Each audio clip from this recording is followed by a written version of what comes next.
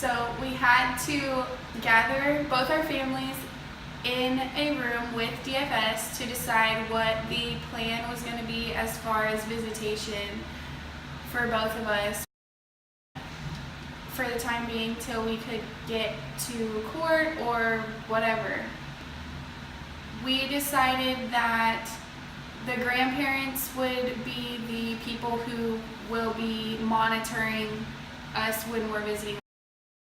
Is the caseworker that was assigned to our case. So at that point, I felt like everything was good. She knew the whole story. She felt good staying with me most of the time. He got her 4 hours, 1 day a week, monitored by his parents. I got a call from her that she had gone over to their house on a Saturday, which, mind you, I had always accommodated her for the meetings. We had to do like weekly meetings at first, and she would always be running late. She always had to reschedule, and I always changed my work schedule around so that I could fit with her, so that we wouldn't have to do it in the evening or on the weekend, because she had stated that she doesn't do weekends and she doesn't work in the evenings, just does the daytime hours. So when I get this call from her on this Saturday, I was surprised that she had even been over there, because I had been rearranging my schedule. I felt like I was the one who was being responsible for our meetings when she was the one who was supposed to be getting in contact with me.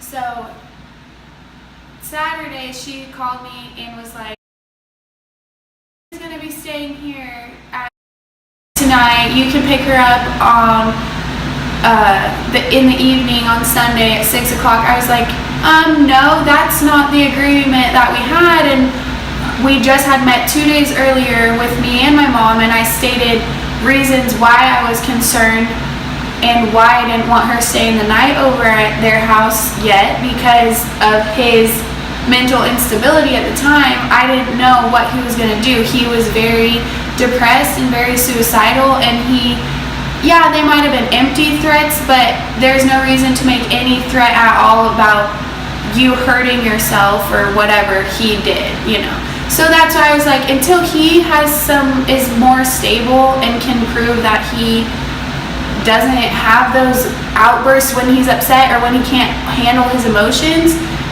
I don't want her staying the night over there, because she doesn't need to be witnessing him having those breakdowns for whatever reason. So I was very sad about that, and I didn't argue with her though, because I felt like, okay, well, she's in charge, like she makes the calls.